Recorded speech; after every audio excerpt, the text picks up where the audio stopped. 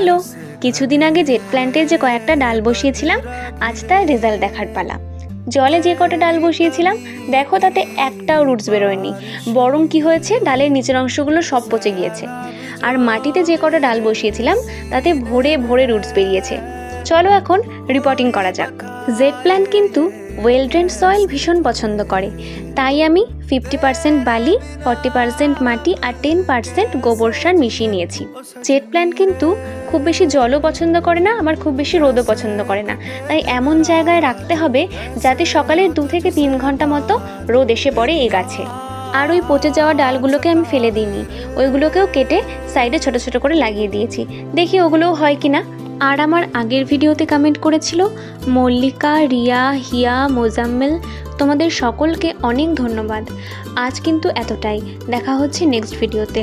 সকলে ভালো থেকো, সুস্থ থেকো।